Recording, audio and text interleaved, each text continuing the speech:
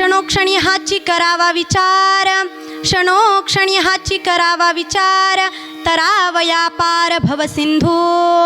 नाशिवंत देह जाणार सकळ, आयुष्य खातो काळ सावधान. संत समागमी धरावी आवडी, संत समागमे धरावी आवडी, करावी तातडी परमार्थाची. नाशिवंत देह जाणार सकळ, आयुष्य खातो काळ सावधान. तुका म्हणे इहलोकीच्या व्यवहारे, तुका म्हणे इहलोकीच्या व्यवहारे, नका डोळे धुरे भरुणी राहो. नाशिवंत देह जाणार सकळ, आयुष्य खातो काळ सावधान. विठ्ठल विठ्ठल विठ्ठल विठ्ठल विठ्ठल.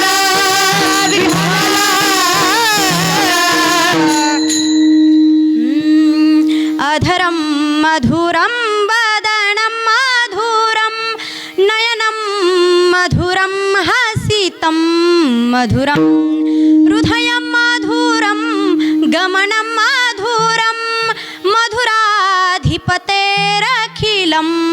मधुरं, मधुराधिपतेरखिलं मधुरं. जयति तेऽधिकं जन्मना व्रज, श्रयत इंदिरा शश्वदत्रहिं. दयत दृश्यता दिक्षुतावकारं, स्त्वैदुतासव स्त्वं विचिन्वते. समचरण सरोजं सान्द्रणीलाभुदाभं, जगननीत पाणिं मण्डनं मण्डनाना. तरुण तुलसीमाला कंधरं कञ्जनेत्रं, सदैव धवलहासं विठ्ठलं चिन्तयामि. नमो विठ्ठला राजया पांडुरंगा, नमो रुक्मिणी माऊली ज्ञानगंगा, नमो पुंडलिका नमो चंद्रभागा. नमस्कार माझा रुक्मिणी पांडुरंगा. महायोग पीठे तटे भीमरथ्यं, वरं पुंडरीकाय दातुं मुनीन्द्रे. समागत्य तिष्ठं तमानन्दकन्दं, परब्रह्मलिंगं भजे पांडुरंग. पांडुरंग करू, पांडुरंग करू प्रथम नमन, पांडुरंग करू प्रथम नमन. पांडुरंग करू, करू प्रथम नमन, पांडुरंग करू प्रथम नमन. पांडुरंग करू, पांडुरंग करू प्रथम नमन, पांडुरंग करू प्रथम नमन. पांडुरंग करू, पांडुरंग करू प्रथम नमन, पांडुरंग करू प्रथम नमन. पांडुरंग करू, पांडुरंग करू प्रथम नमन, पांडुरंग करू प्रथम नमन. पांडुरंग करू, पांडुरंग करू प्रथम नमन, पांडुरंग करू प्रथम नमन. पांडुरंग करू, पांडुरंग करू प्रथम नमन, पांडुरंग करू प्रथम नमन. पांडुरंग करू, पांडुरंग करू प्रथम नमन, पांडुरंग करू प्रथम नमन.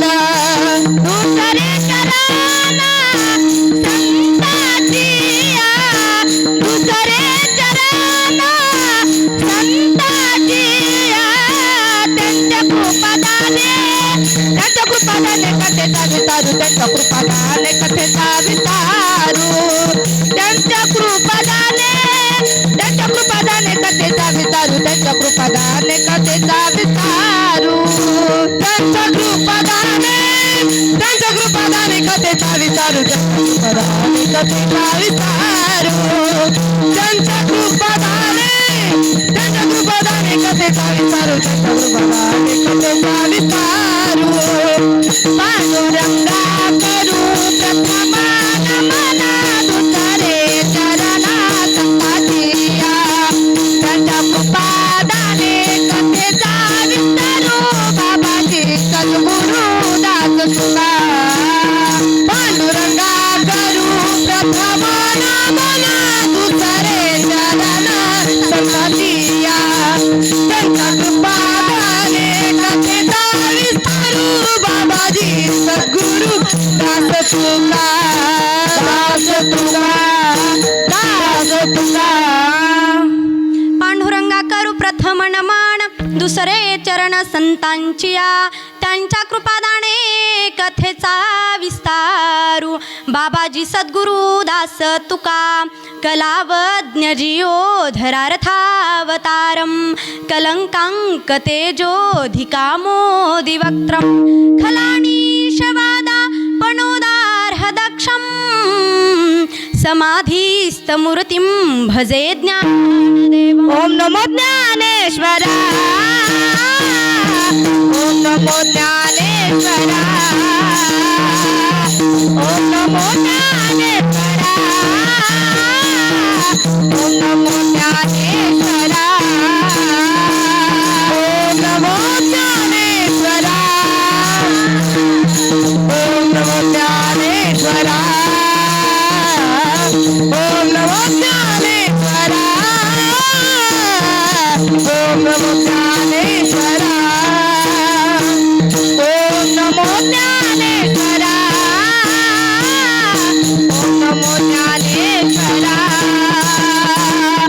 ओम नमो ज्ञानेश्वरा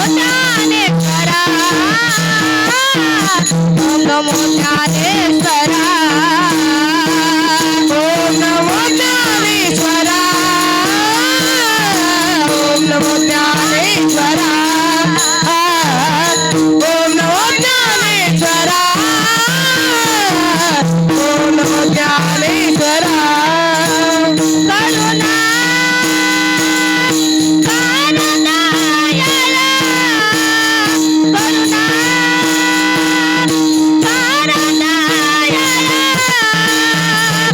करुणा करुणायला करुणा करुणायला करुणा करा करा दयाया तुमचा अनुग्रह लादलो तुमचा अनुग्रह लादलो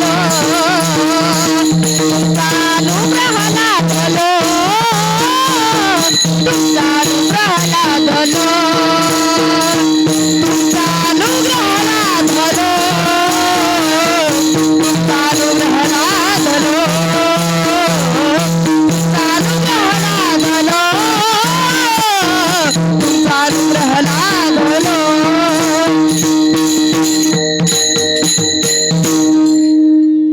ओम नमो ज्ञानेश्वरा करुणा करा दयाळा तुमचा अनुग्रह लाधलो पावन झालो चराचरी मस्तक हे पायावरी या वारकरी संतांच्या सेवे लागी सेवक झालो तुमच्या लागून नित चरणा तुमच्या लागून नित चरणा तुमच्या लागून नित चरणा सेवे लागी सेवक झालो तुमच्या लागून निज चरणा तुमच्या लागून निज चरणा तुमच्या लागून निज चरणा सेवे लागी सेवक झालो तुमच्या लागलो निज चरणा अभो स्वामी तुकया देवा यावरी न करावा अंधेरा सेवे लागी सेवक झालो तुमच्या लागलो निज चरणा अहो स्वामी तुकया देवा यावरी न करावा अंधेरा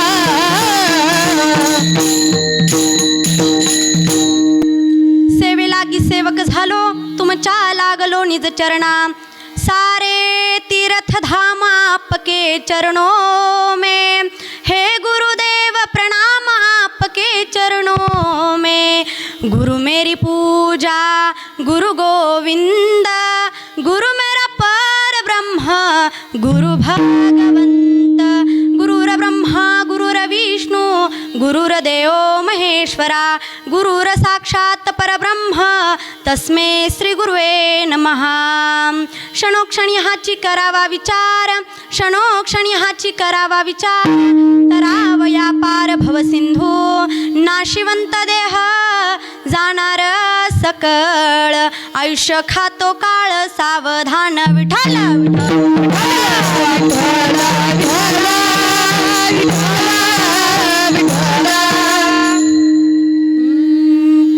प्रस्तुत प्राप्त प्रसंगी प्राप्त स्थळी प्राप्त वेळी कीर्तन निरूपणासाठी निवडलेला अभंग जगमान्य संत श्रीमंत असणारे पुतळे, त्या पंढरीच्या पांडुरंग परमात्म्याचे लाडके लढिवाळ भक्त, देहूचे सुप्रसिद्ध संत श्री जगद्गुरु तुकोबरा यांचा 4 चरणांचा उत्कृष्ट असा अभंग तुम्हा मायबापांच्या सेवेसाठी निवडला आहे. विठ्ठल विठ्ठल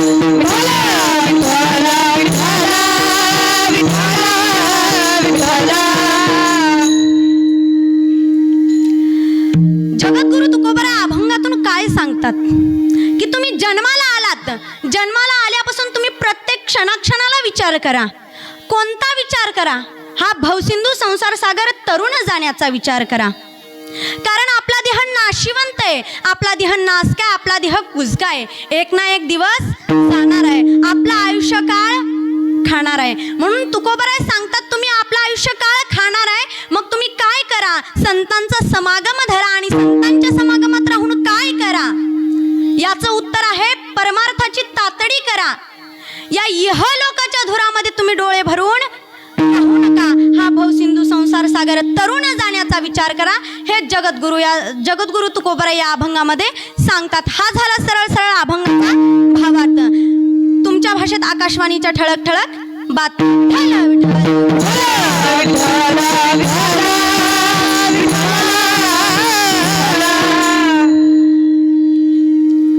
महाराज, अभंगाला सुरुवात करण्या अगोदर अल्पसा परिहार देणं हे वक्त्याचं आद्य कर्तव्य असतं महाराज. तो म्हणजे असा की आज या ठिकाणी आळंदी येथे ज्यांच्यामुळे मला ही कीर्तनरूपी सेवा करण्याची संधी मिळाली असे असणारे माझे गुरुवर्य. आता गुरूंचं नाव काही तोंडाने घेऊ नये, पण मी घेतलं नाही तर तुम्हाला कळणार नाही. असे माझे असणारे गुरुवर्य. खरं तर महाराज आज माझं परम भाग्य आहे की महाराज माझ्या गुरूंची साथ मला आज मृदुंग वाजवण्यासाठी होते. मी त्यांचे एकदा अंतकरणापासून आभार मानते महाराज. आणि माझ्या गुरुवर्यांमुळे मला ही कीर्तनाची संधी मिळाली, त्यांचे मी आभार मानते. आणि मला या कीर्तनाला गायनाची साथ करणाऱ्या माझ्या गुरुभगिनी टाळकरी असतील, माझ्या गुरुभगिनी असतील, त्या सर्वांच्या एकदा चरणी नतमस्तक होते व माझ्या कीर्तन रूपी सेवेला सुरुवात करते. विठ्ठल विठ्ठल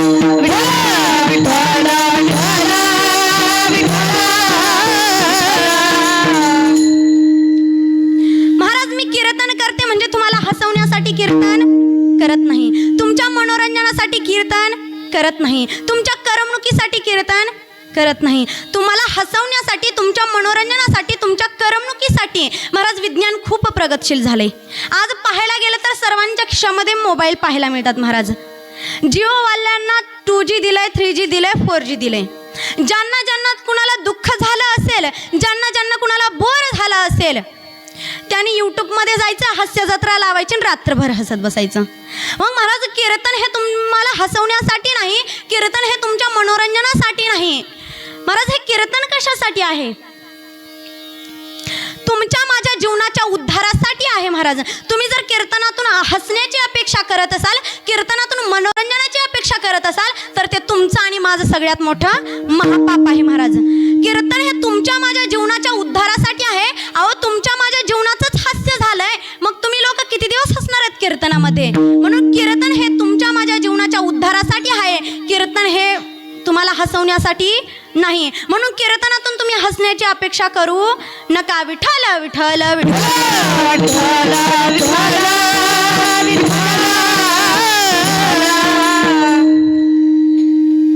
महाराज, तुम्ही आता सर्व तज्ज्ञ मंडळी आहात. तुम्ही माझ्यापेक्षा भरपूर मोठ्या मोठ्या कीर्तनकारांची कीर्तनं ऐकली असतील, आणखी नाही ऐकणार आहात. परंतु महाराज तुम्हाला कीर्तन या शब्दाचा अर्थ कुणी सांगितला का हो? अरे कीर्तन कीर्तन कीर्तन म्हणजे काय? डोळे तलाव नाहीयेत तरी भरून येतात, डोळे तलाव नाहीयेत तरी भरून येतात. ओठ कापड नाहीये तरी शिवला जातो, निसर्ग बायको नाहीये तरी रुसला जातो, आणि माणूस वातावरण नाहीये तरी बदलला जातो.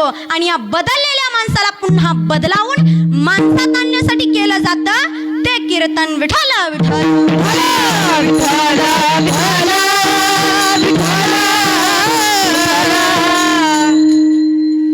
महाराज, प्रसंग अतिशय दुःखाचा आहे, परंतु मृत्यू ही माणसाच्या जीवनातील अटळ गोष्ट आहे.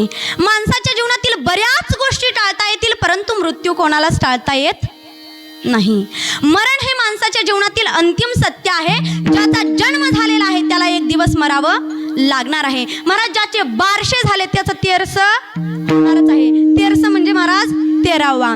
संत श्रेष्ठ ज्ञानोबरायांच्या शब्दात सांगायचं ठरलं तर माऊली सांगतात, उपजले ते नासे, नासिएले ते पुनरपी दिसे, हे घटिका यंत्र जैसे परब्रह्मेगा.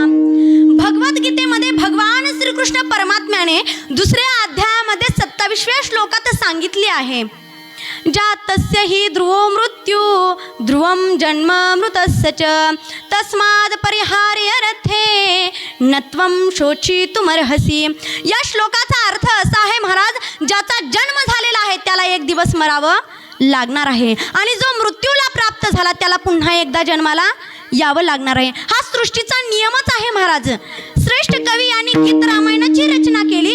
गदी मांडुळकरांनी महाराज खूप सुंदर सांगितलेलं आहे महाराज, जरा मरणा यातून कोण सुटला प्राणी जात, दुःखमुक्त जगला कारे कोणी जीवनात, वर्धमान तो ते चाले मार्ग रेक्ष याचा, पराधीन आहे जगती पुत्र मानवाचा दोष ना. सांगायचं तात्पर्य एवढाच आहे महाराज, मरण हे माणसाच्या जीवनातील अटळ गोष्ट आहे. माणसाच्या जीवनातील बऱ्याच गोष्टी टाळता येतील परंतु मृत्यू कोणालाच टाळता येत नाही. आपल्या संतांनी देखील फार सुंदर वर्णन केलेलं आहे, देह जाईल जाईल त्यासी काळोबा खाईल, कोणी दिवशी यम येती चालून कोणी दिवशी प्राण जाती. या सर्व प्रमाणांचा सार महाराज एकच आहे, मरण. म्हणून मरण हे कोणालाच टाळता येत नाही. आणि या मृत्यूरूपी सत्याचा स्वीकार करत हिंदू संस्कृतीनुसार माणसाच्या देहावर अग्निसंस्कार विधी केले जातात. महाराज मेलेल्या माणसाच्या देहावर अग्निसंस्कार विधी करावे लागतात. महाराज अग्नी हा अपवित्रालाही पवित्र करणारा आहे. एखाद्या घरामध्ये महाराज एखाद्या व्यक्तीचा मृत्यू झाल्याच्या नंतर त्या घरातील माणसे, नातेवाईक, इतर शेजारी सोयरे, गावातील काही स्नेहमंडळी असतील, मित्रमंडळी असतील, सर्व एकत्रित येऊन त्या मेलेल्या माणसाच्या देहावर अग्निसंस्कार करतात. अग्निसंस्कार केल्याच्या नंतर तिथून पुढे 10 दिवस त्या घरामध्ये सुतक पाळले जाते महाराज.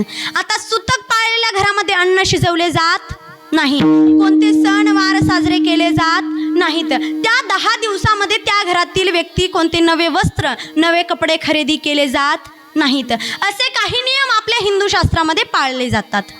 मग महाराज 10 दिवस झाल्याच्या नंतर दशक्रिया विधी केला जातो, नंतर 13वा केला जातो, नंतर महाराज मासिक श्राद्ध केलं जातं. 1 वर्ष पूर्ण झाल्याच्या नंतर महाराज वर्षाधाचा विधी केला जातो.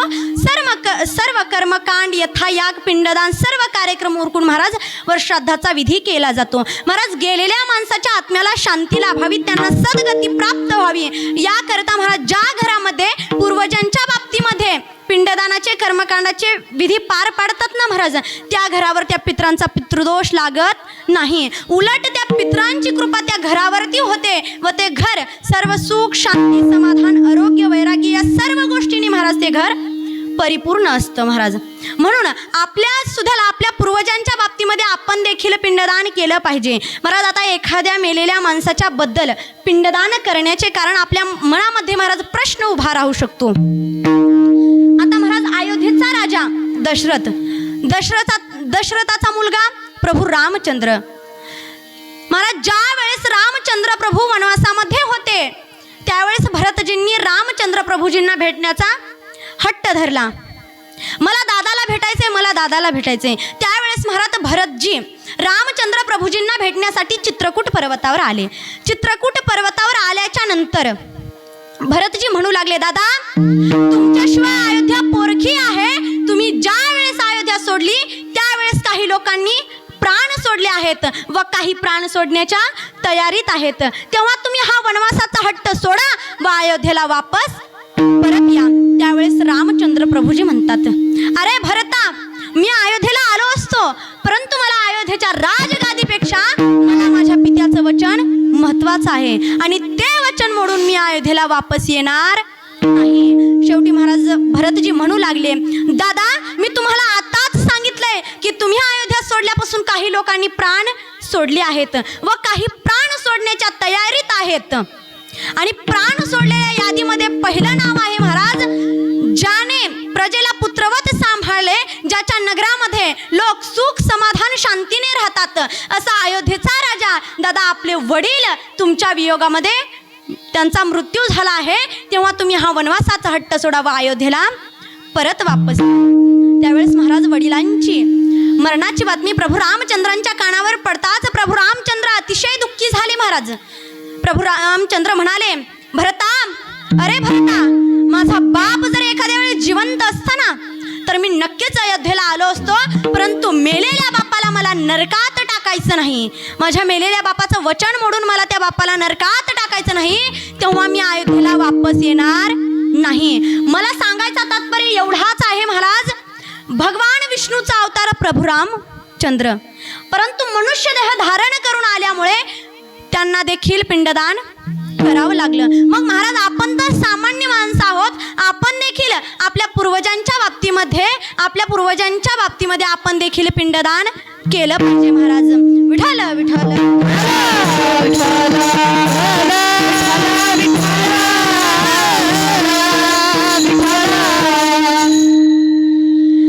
महाराज आता पिंडदान का करावं, वर्षाद का करावा, 10वा का करावा, 13वा का करावा.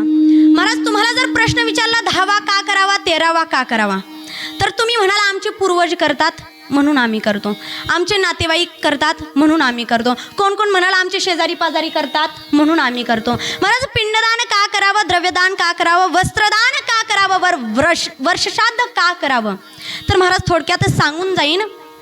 महाराज संपलं. महाराज 5 पांडवांचे वडील पंडूराजा हे ज्यावेळेस इहलोक सोडून परलोकाला गेले, त्यांच्या काही पुण्याईने त्यांना स्वर्गाची प्राप्ती झाली. स्वर्गामध्ये महाराज त्यांना सर्व सुख सुविधा उपलब्ध होत्या, परंतु ते सकाळी उठल्याच्या नंतर त्यांना भगवंताचं दर्शन न होता त्यांना नरकाचं दर्शन होत होतं.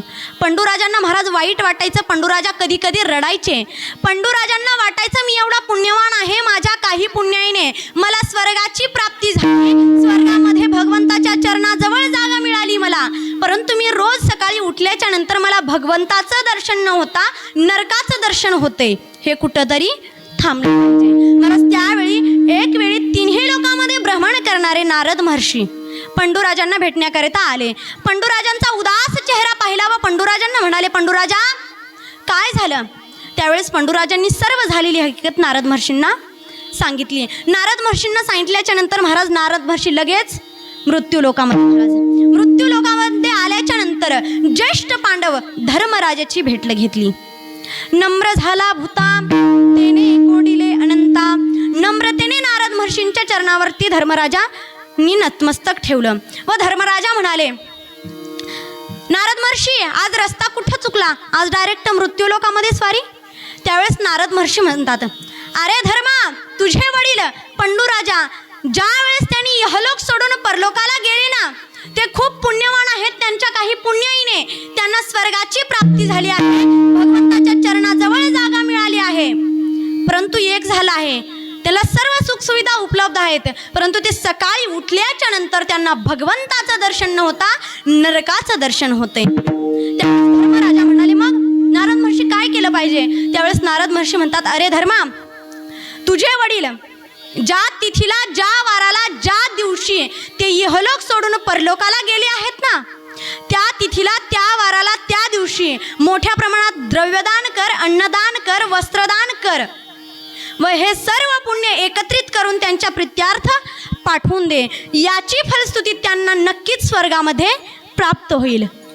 मग महाराज आपल्या आईवडिलांचे देखील आपल्यावरती खूप उपकार आहेत, आपल्या पूर्वजांचे आपल्यावरती उपकार आहेत, म्हणून ते ज्या तिथीला, ज्या वाराला, ज्या दिवशी इहलोक सोडून परलोकाला जातात ना, त्या दिवशी, त्या तिथीला, त्या वाराला आपण देखील पिंडदान केलं पाहिजे, द्रव्यदान केलं पाहिजे, वस्त्रदान केलं पाहिजे. मग महाराज 5 पांडव एकत्र आले. 5 पांडवांनी मोठ्या प्रमाणात अन्नदान केलं, द्रव्यदान केलं, वस्त्रदान केलं, पिंडदान केलं व सर्व पुण्य एकत्रित करून संकल्प सोडला व ते सर्व पुण्य त्यांच्या प्रित्यार्थवरती पाठवून दिलं. महाराज आता हे सर्व पुण्य त्यांच्या प्रित्यार्थ पाठवून दिलं आणि त्याची फलश्रुती पंडूराजांना वरती स्वर्गामध्ये प्राप्त झाली आणि त्यांचं ते नरकाचं दर्शन चुकलं. महाराज मग आपल्या पूर्वजांचे आपल्यावरती खूप उपकार आहेत, ते ज्या तिथीला, ज्या वाराला इहलोक सोडून परलोकाला जातात ना, मग त्यांचं कोणतं पाप आडवं येऊ नये, त्यांचा पुण्याचा साठा भरभक्कम राहावा, याकरिता केलं जातं ते वर्षाद 13वा. विठ्ठल विठ्ठल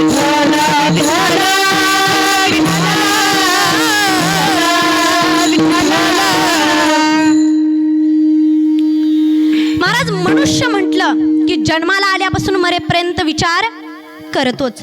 असा एकही मनुष्य नाही की जो विचार करीत नाही.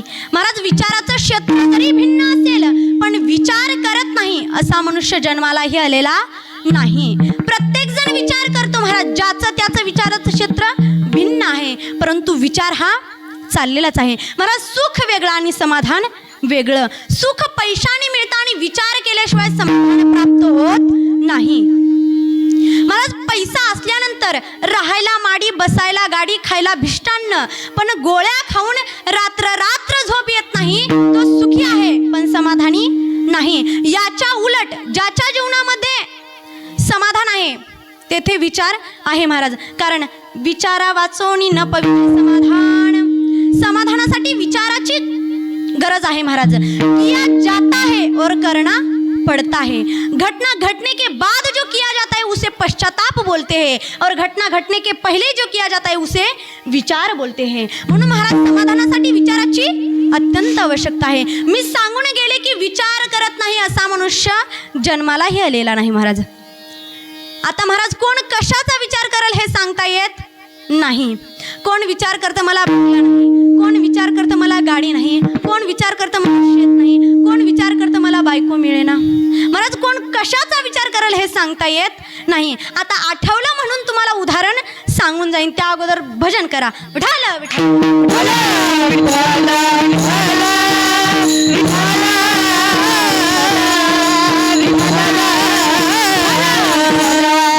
क्षणोक्षणी हाची करावा विचार, तरावया पार भव. तुकोबरा सांगतात की तुम्ही जन्माला आल्यापासून प्रत्येक क्षणाक्षणाला विचार करा. कोणता विचार करा? क्षणोक्षणी हाची करावा विचार. महत्वाचा शब्द आहे क्षणोक्षण. इथं जर असं लिहिलं असतं दिवसान दिवस हाची करावा विचार, महिन्यान महिने हाची करावा विचार, वर्षान वर्ष हाची करावा विचार, शब्द संतांचे आहेत. क्षणोक्षण हाची करावा विचार. कारण महाराज, आपण पुढच्या क्षणापर्यंत जगू याची शाश्वती नाही. क्या जीवन की पखडी आस, हातो लिया नाही तेरा ध्यास, ग्रासगिरी सत्ता नाही हाती. म्हणून तुम्ही एकही क्षण न दवडता तुम्ही प्रत्येक क्षणाक्षणाला जर विचार करा. दुसरा एक अर्थ आहे महाराज, थोरा मोठ्यांच्या आयुष्याच्या मानानं आपलं आयुष्य क्षणभर आहे. थोरा मोठ्यांच्या आयुष्याचा जर विचार केला तर नामदेव महाराज यादी देतात.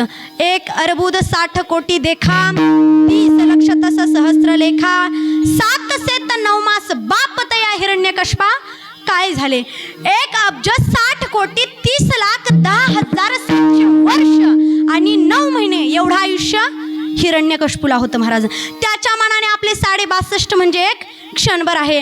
तसा जर विचार केला तर महाराज, प्रत्येक युगामध्ये 1 शून्य कमी झालेला आहे. सप्तयुगामध्ये मानवाला 1 लक्ष वर्ष आयुष्य, पुन्हा 1 शून्य कमी झालं. द्वापार युगामध्ये मानवाला 10,000 वर्ष आयुष्य, पुन्हा 1 शून्य कमी झालं. त्रेतायुगामध्ये मानवाला 1000 वर्ष आयुष्य होतं, पुन्हा 1 शून्य कमी झालं. आता कलियुगामध्ये मानवाला किती वर्ष आयुष्य आहे?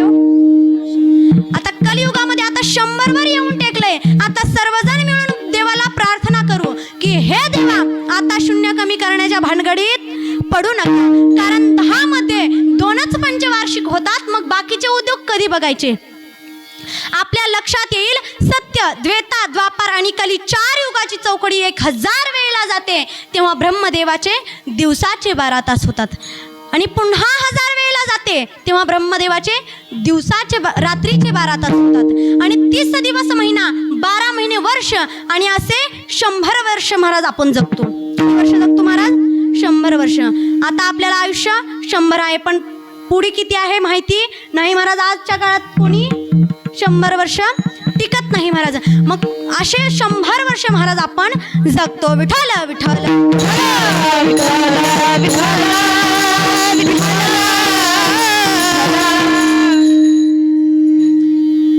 महाराज, आपण 100 वर्ष जगतो. मग तुकोबरा सांगतात तुम्ही जन्माला आल्यापासून तुम्ही प्रत्येक क्षणाक्षणाला विचार करा. महाराज, तुम्हाला प्रमाणांची कल्पना आहे. क्षण हे महाराज प्रवृत्ती करता आहे आणि परमार्थामध्ये प्रवृत्त होण्यासाठी सोपं सांगावं लागतं. महाराज, तुम्हाला प्रमाणांची कल्पना आहे.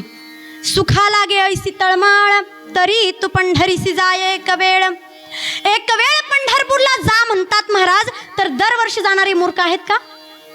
संतांना माहिती आहे की एकदा पंढरपूरला गेलं आणि तिथल्या आनंदामध्ये रममाण झालं की दुसऱ्या वर्षीच्या आषाढीला त्याला नायलनच्या दोरीनं जरी कॉटला बांधून ठेवलं महाराज, तर तो कॉट तोडून गेल्याशिवाय राहणार नाही. एक वेळ पंढरपूरला जा याचा अर्थ असा आहे महाराज, जन्मभर वाऱ्या कर. तसं क्षणभर विचार कर याचा अर्थ आहे जन्मभर विचार कर. मला हरिपाठाची सर्वांना कल्पना आहे. हरिपाठाच्या पहिल्या चरणामध्ये ज्ञानोबरायांनी सांगितलं आहे, देवाची येद्वारी उभा क्षणभरी तेने मुक्तिचारी साधिएल्या. मग ज्ञानोबरायांना जर क्षणभर म्हणायचं होतं तर शेवटच्या अभंगामध्ये रिकामा अर्धघडी राहू नको. क्षणभर म्हणता म्हणता एकदा रममाण झालं ना, आता अर्धघडी ही रिकामा राहू नको. क्षणभर म्हणण्याचा अर्थच आहे जन्मभर. पूर्वीच्या काळात महाराज पूर्वीचे दृष्टांत पटवून देताना सध्या कीर्तनकाराचे हे डोके चालत नाही. पूर्वीच्या काळात महाराज अशिक्षित, शहरामध्ये नाही महाराज पण खेडेगावामध्ये अशिक्षित म्हाताऱ्यांना कल्पना आहे. पूर्वी मुलगी सासरी चालली की माहेरी चालली हे अशिक्षित म्हातारे महाराज ओळख नसताना सुद्धा ठरवत होते. म्हातारे म्हणायचे, रामभाऊ ही मुलगी सासरी चालली बघा. तुम्हाला कसं कळलं? अहो मुलीचं तोंड बघा ना. मुलीचं तोंड जर गाडीवानाकडे असेल तर समजावं मुलगी माहेरला चालली आहे, आणि मुलीचं तोंड जर गाडीवानाच्या विरुद्ध दिशेला असेल तर म्हातारे अशिक्षित म्हातारे म्हणायचे, पाटील ही बैलगाडी सासरी चालली बघा. तुम्हाला कसं कळलं? अहो साधं गणित आहे ना.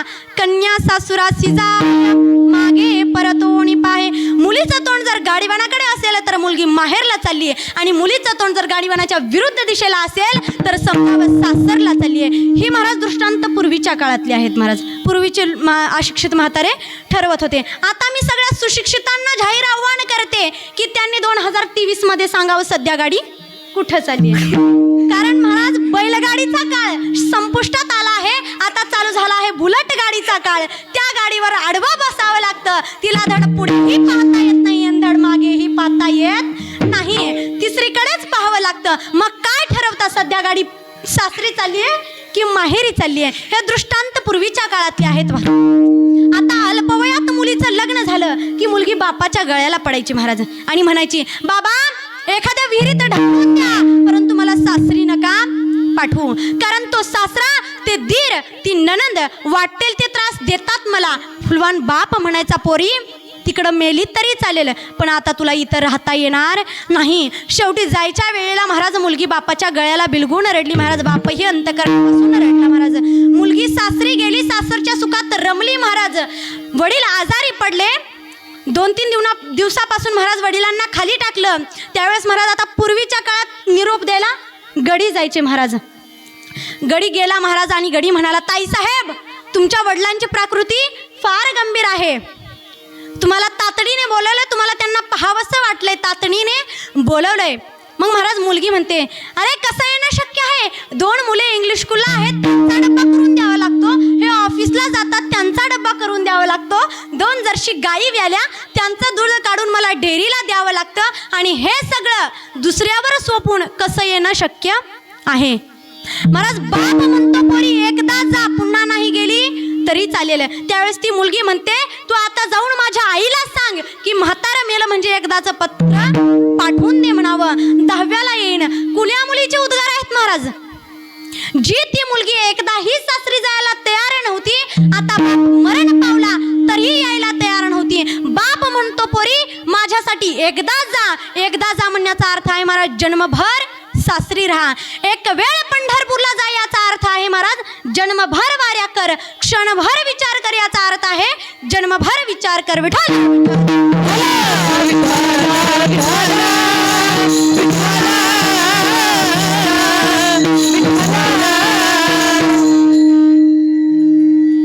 क्षणोक्षणाची तुकोबराय सांगतात, तुम्ही क्षणाक्षणाला विचार करा. पण तुम्ही म्हणाल महाराज कोणत्या गोष्टीचा विचार करा?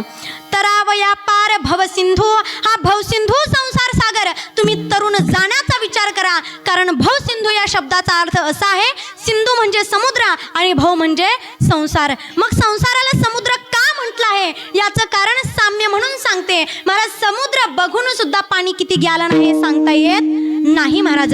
आपण एखाद्याला सहज विचारतो, मुंबईला गेला होता का? हो गेलो होतो. समुद्र बघितला का? अहो फिरून आलो, पाणी किती होतं काय सांगावं. जसं महाराज समुद्र बघून सुद्धा पाणी किती गॅलन आहे हे सांगता येत नाही, तसं संसारामध्ये उपभोग भोगून सुद्धा दुःख किती क्विंटल आहे हे सांगता येत नाही. म्हणून महाराज संसाराला सागराची उपमा आहे. विठ्ठल विठ्ठल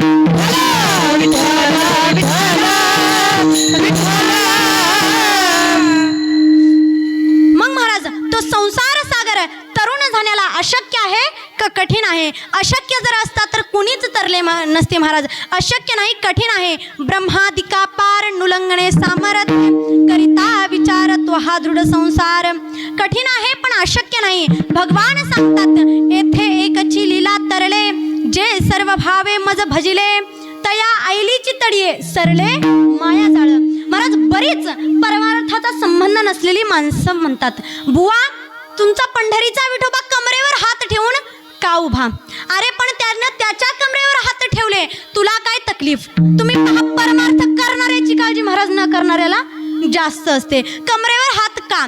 ज्या वेळेस प्रभू रामचंद्र सीतामायेच्या शोधात फिरतात तेव्हा वर बघत नव्हते, खाली बघत नव्हते महाराज, कारण डोळे डबडबले होते. वर बघावं तर सूर्य, त्याला वाटल आपल्या वंशात तडकपोर जन्मलं की काय. खाली बघावं, तिची आई पृथ्वी माझी सासू लागते, तिला वाटल धनुष्य तोडला तेव्हा कर्तबगार जावाई म्हटला पण रडकाच जावाई निघाला. म्हणून वर बघत नव्हते, खाली बघत नव्हते. त्याप्रमाणे आमचा पंढरीचा पांडुरंग परमात्मा आम्हाला सांगतो, तुम्ही आता माझ्याकडे आला ना, आता तुम्हाला भवसागराचं पाणी फक्त कंभरभर आहे आणि कंभरभरच पाणी आहे हे सांगण्यासाठी आमचा भगवान परमात्मा आहे. मग महाराज आता तुम्ही क्षणाक्षणाला विचार करा, पण कोणत्या गोष्टीचा विचार करा?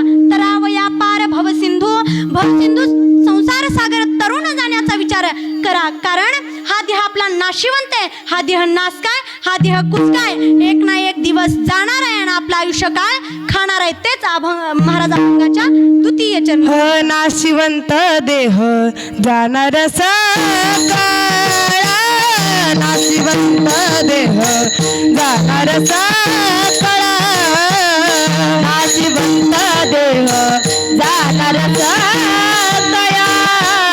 नाशिवंत देह जाणार सकाळ, नाशिवंत देह जाणार सकाळ, नाशिवंत देह जाणार सकाळ, नाशिवंत देह जाणार सकाळ, नाशिवंत देह जाणार सकाळ. आयुष्य खातो काळ सावधान, आयुष्य खातो काळ सावधान, नाशिवंत देह जाणार सकाळ, नाशिवंत देह जाणार सकाळ, नाशिवंत देह जाणार सकाळ, नाशिवंत देह जाणार सकाळ.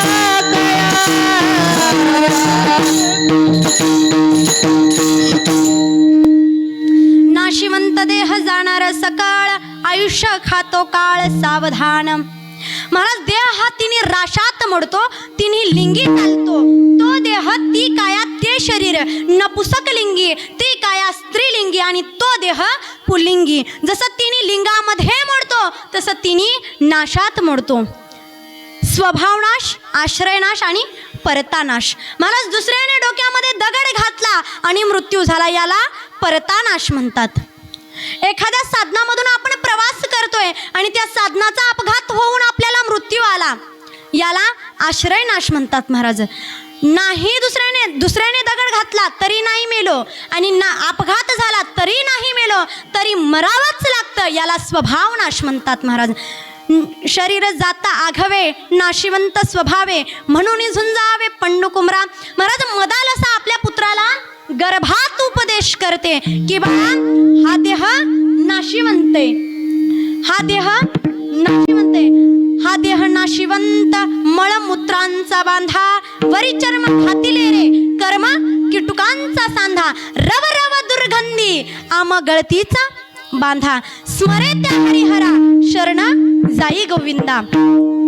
महाराज हा देह नाशिवंत आहे, हा देह नाश काय. महाराज मदालसानं आपल्या पुत्राला गर्भात उपदेश केलाय की बाळा हा देह नाशिवंत आहे, हा देह नाश काय, हा देह कुजकाय. म्हणून तू या देहामध्ये गुरफटू नको, या संसारामध्ये तू राहू नको. हा भवसिंधू संसार सागर तरुण जाण्याचा विचार कर, कारण आपला देह नाशिवंत आहे, आपला आयुष्य काळ खाणार आहे. महाराज तुम्ही म्हणाल आता आम्हाला सगळं पटलं, तुम्ही म्हणताय ना कोणत्या गोष्टीचा विचार करा, तुम्ही म्हणताय हा भवसिंधू संसार सागर तरुण जाण्याचा विचार करा म्हणतायत, पण तुम्ही हा जी विचार करावा म्हणतायत ना तो नेमका कोणत्या मार्केटला मिळतो. महाराज आता विचाराचं दुकान नसतं महाराज, जिथं जे मिळतं तिथे त्याचीच मागणी करावी लागते. महाराज यावर तुम्हाला छोटंसं उदाहरण सांगते, त्या अगोदर भजन करा. विठ्ठल विठ्ठल विठ्ठल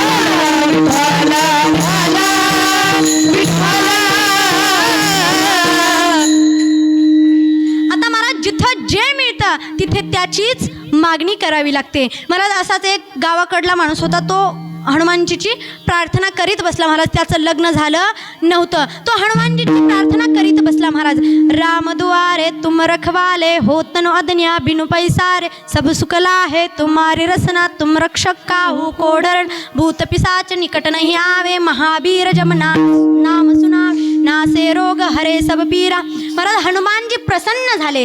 हनुमानजी बोले क्या चाहिए. हनुमानजी 12 वर्ष झालं माझं लग्न होत नाही, मला आशीर्वाद द्या. त्यावेळेस महाराज हनुमानजी बोले अरे बेवकूफ है क्या, तुझे इतनी भी अकल नहीं है क्या.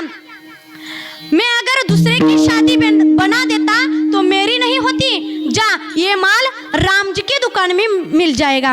महाराज तिथून रामचंद्र प्रभूजींकडे आला, प्रभूजींची प्रार्थना केली. प्रभूजींची प्रार्थना केल्याच्या नंतर महाराज प्रभूजी प्रसन्न झाले. प्रभूजी म्हणाले बोल काय पाहिजे. त्यावेळेस म्हणतो प्रभूजी 12 वर्ष झालं माझं लग्न होत नाही, मला आशीर्वाद द्या, माझ्यावर दया करा. त्यावेळेस प्रभूजी म्हणतात तथास्तु म्हणतात. महाराज तथास्तु म्हटल्याच्या नंतर घरी आल्याच्या नंतर महाराज थाटामाटात लग्न पार पडलं. महाराज आता लग्न पार पडल्याच्या नंतर महाराज हे येडं घरात बसावी की नाही. महाराज कोरोनाच्या काळात महाराज जत्रा फिरायला गेले. जत्रा फिरायला गेल्याच्या नंतर महाराज आता तुम्हाला तर माहिती आहे महाराज जत्रेमध्ये किती गर्दी असते. महाराज प्रचंड गर्दी. महाराज 9 लाख लोक. महाराज प्रचंड गर्दी होती आणि प्रचंड गर्दी असताना त्या गर्दीमध्ये महाराज दुपारच्या 2 वाजेपर्यंत त्याची बायको मागे मागे मागे होती, जी ती 3 वाजता हरवली. 1 दिवस झाला, 2 दिवस झाले, 3 दिवस झाले महाराज बायकोचा काही शोध लागत नाही. परत महाराज प्रभू रामचंद्रांकडे आला. प्रभू रामचंद्रांची प्रार्थना केली. प्रभूजी प्रसन्न झाले. प्रभूजीला म्हटला प्रभूजी तुम्ही तर मला आशीर्वाद दिला की माझं लग्न व्हावं म्हणून, माझं लग्नही झालं, थाटामाटात माझं लग्न पार पडलं, परंतु मी माझ्या बायकोला जत्रा फिरायला घेऊन गेलो होतो. जत्रेत खूप गर्दी होती. 2 वाजेपर्यंत माझी बायको माझ्या पाठी मागे मागे मागे होती, जी ती 3 वाजता हरवली. 1 दिवस झाले, 2 दिवस झाले, 3 दिवस झाले, बायकोचा काही शोध लागत नाही. एवढं दया करा, माझी बायको शोधून द्या. प्रभू रामचंद्र म्हणाले अरे नालायक आहेस का, बेवकूफ आहेस का. मी जर दुसऱ्यांच्या बायका शोधल्या असत्या तर माझी बायको जानकीला शोधायला, सीतेला शोधायला हनुमानजीला पाठवलं नसतं. जा हा माल हनुमानजींच्या दुकानामध्ये मिळेल. मग महाराज जिथे जे मिळतं तिथे त्याचीच मागणी करावी लागते. म्हणून इथे स्पष्टता आहे महाराज. चंद्र तेथे चंद्रिका, शंभू तेथे अंबिका आणि संत तेथे विवेका. विचार हा संतांच्या जवळ असल्यामुळे तुकोबरा तेच अभंगाच्या तृतीय संत समागमे धरावी आवडी. संत समागमे धरावी आवडी. संत समागमे धरावी आवडी. संत समागमे धरावी आवडी. संत समागमे धरावी आवडी.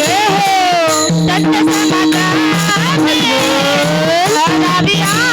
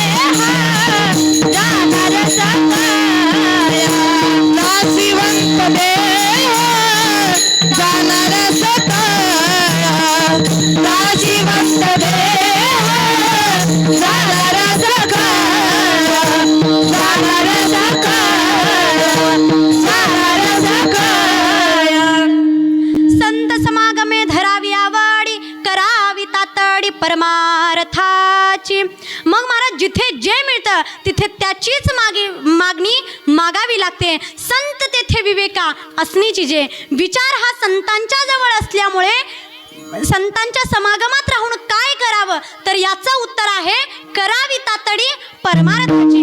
परमार्थ या शब्दाचा अर्थ असा आहे महाराज, परम म्हणजे श्रेष्ठ आणि अर्थ म्हणजे धन. धनाची प्राप्ती करणे म्हणजे परमार्थ करणे महाराज. आपण ज्याला खरं धन समजतो महाराज ते खरं धन नाही महाराज. खरं धन म्हणजे ज्या धनाचा वाटा बंधू मागत नाही, ज्या धनाची चोरी होत नाही, ज्या धनाला राजा ताब्यात घेत नाही, जे धन आम्ही खर्च केलं तरी कमी पडत नाही, ज्या धनाला आग लागत नाही, आणि जे धन खर्च केलं तरी कमी पडत नाही, आणि जे धन आम्ही मेलो तरी आमची साथ सोडत नाही महाराज, त्याला खरं धन म्हटलं जातं. संपदा तयाची न सरी जे कल्पांती जोडविला भक्ती देव लाभ. महाराज आपण ज्याला खरं धन म्हणतो ते खरं धन नाही महाराज. त्या धनाचा शेवटी काडी इतका सुद्धा उपयोग होत नाही महाराज. जरा शेवटच्या वेळेचा विचार करा महाराज. आपल्या शेवटच्या वेळेला महाराज कमरेचा करगोटा सुद्धा सोबत नेता येत नाही. आराम के है सब संग साथी, जब वक्त पड़ा तो कोई नहीं, मतलब के है लोग सभी, दुनिया में किसी का कोई नहीं. जब टिकट मिला है जाने का, डेर है शमशानों में, वहाँ जलाने वाले लाखों थे, जलने वाला कोई नहीं. महाराज गर्दी पेटवणाऱ्याची आहे, पेटावं लागतं ते एकट्याला. शके तुटतील कटी सूत्राचे, निर्दय होती आपत्तीचे, म्हणून महाराज आपल्या कमरेचा करगोटा सुद्धा सोबत नेता येत नाही. म्हणून महाराज त्याला खरं धन म्हटलं जात नाही. खरं धन म्हणजे महाराज परमार्थ. महाराज आता परमार्थात संसारामध्ये परमार्थ करायचा महाराज. संसार तर होतच असतो हो, पण परमार्थ करावा लागतो. प्रयत्नाने करायचा आहे तो परमार्थ, आणि नशिबाने होतो तो संसार. प्रारब्धामध्ये आहे तो संसार महाराज. म्हणून प्रयत्न करायचे ते परमार्थामध्ये. महाराज एखादं परमार्थातलं उदाहरण घ्या आणि एखादं संसारातलं उदाहरण घ्या महाराज. आता संसारातलं घर महाराज मेलो तरी पूर्ण होत नाही, परंतु परमार्थातलं मंदिर महाराज त्यालाही पाया खोदावा लागतो, त्यालाही भिंती घ्याव्या लागतात, उलट त्याचं शिखराचं काम असतं, कळसाचं काम असतं. परंतु महाराज परमार्थातलं मंदिर बांधून तयार होतं. संसारातलं घर मेलो तरी पूर्ण होत नाही, महाराज पूर्ण होतो तो परमार्थ, आणि संसार हा करावा लागतो. म्हणून परमार्थात तातडी करा. तातडीने का घाई नाही करायचं आहे. आल्यानु संसारा उठा वेग करा. परमार्थामध्ये महाराज घाई करा, कारण तुकोबराय सांगतात की तुम्ही संतांचा समागम धरा आणि संतांच्या समागमात राहून परमार्थाची तातडी करा. आणि तुकोबराय सांगतात, आता महाराज तुम्ही म्हणाल आम्ही परमार्थाची तातडी करू. महाराज आता तुम्ही सांगितलं की क्षणोक्षणाला विचार करा. कोणता विचार करा? तरावया पार भवसिंधू, हा भवसिंधू संसार सागर तरुण जाण्याचा विचार करा म्हटला तुम्ही. आता तुम्ही जो विचार करा म्हटलात तो केला. आता फक्त तुम्ही कोणता विचार करू नये ते तेवढं सांगा. तेच महाराज अभंगाच्या चौथ्या चरण. तुका म्हणे इहा लोकीचा व्यवहारे, तुका म्हणे इहा लोकीचा व्यवहारे, म्हणे इहा लोकीचा व्यवहारे, तुका म्हणे इहा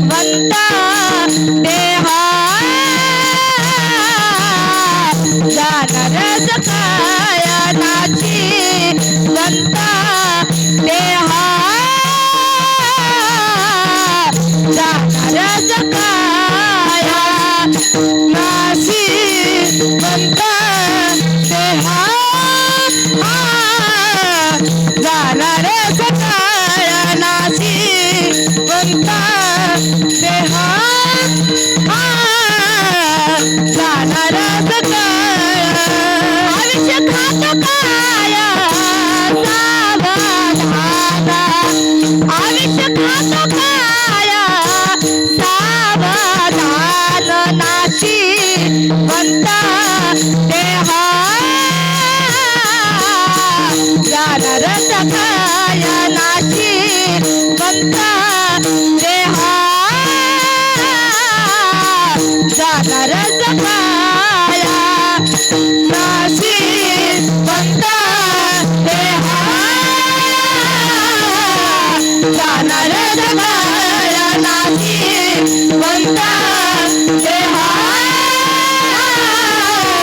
जाणार सकाय जाणार सकाय जाणार सकाय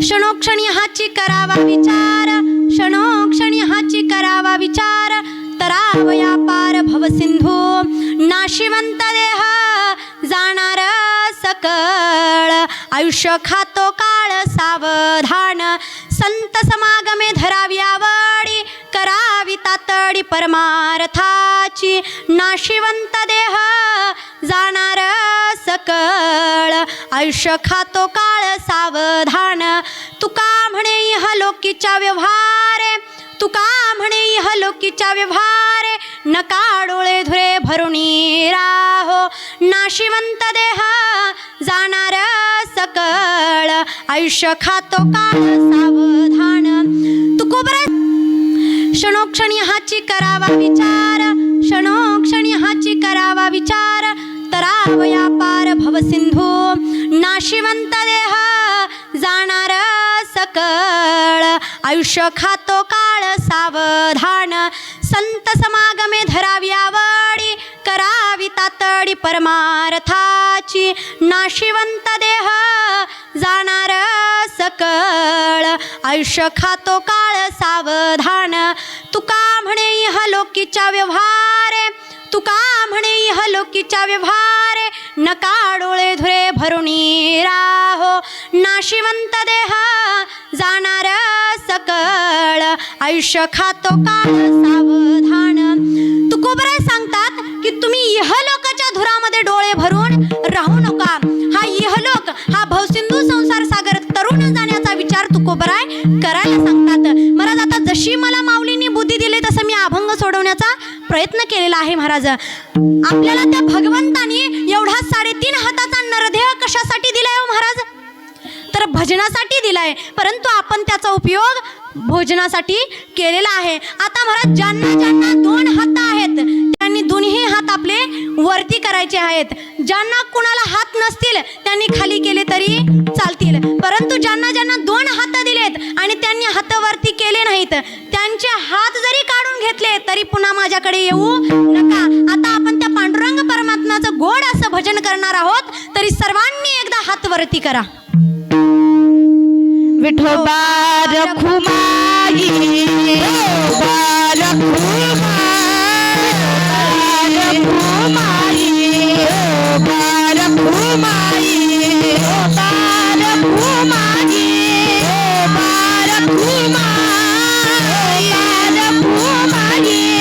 विठोबा रखुमाई विठोबा रखुमाई विठोबा रखुमाई विठोबा रखुमाई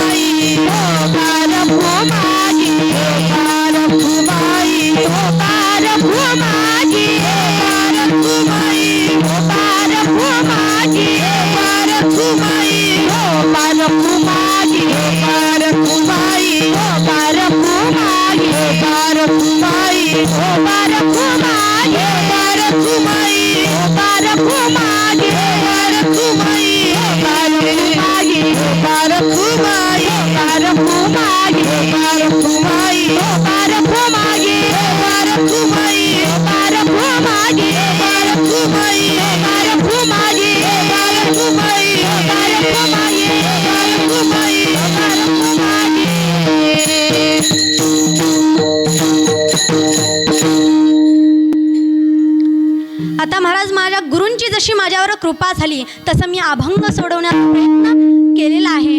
जाता जाता महाराज एवढंच सांगते, आई वडिलांची सेवा करा. महाराज आई म्हणजे काय?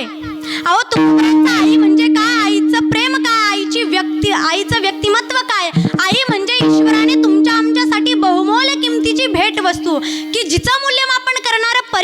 आणखीन या जगामध्ये तयार झालेला नाही. अशी ही आई हे व्यक्तिमत्व की ते सर्व अंगाने महाराज आपल्याला आपल्याला संतांच्या ठिकाणी पाहायला मिळतात. महाराज एक वेळी देवापेक्षाही मोठं स्थान आपलं जिचं आपल्या जीवनामध्ये आहे ना, ती म्हणजे आई आहे महाराज. ज्याची आई गेली ना महाराज त्याला विचारा आईची किंमत, ज्याचे वडील गेले ना महाराज त्याला विचारा वडिलांची किंमत. आणि अशी जर जीवनातली आपल्या आई जर गेली महाराज तर आपल्या जीवनातला मायेचा सागर अटला म्हणून समजा.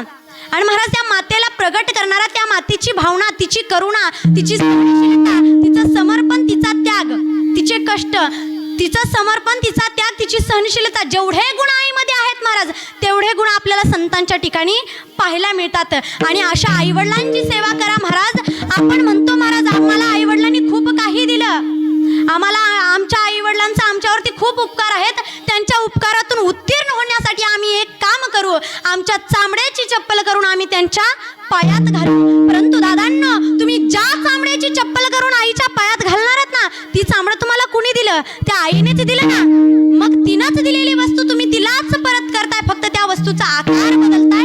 यात काही नवलाईपणा नाही, यात काही उतराईपणा नाही महाराज. म्हणून जाता जाता एवढंच सांगते, आई वडिलांची सेवा करा, गुरूंची सेवा करा. आणि झालेली सेवा माऊलींच्या चरणी एकदा समर्पित करते.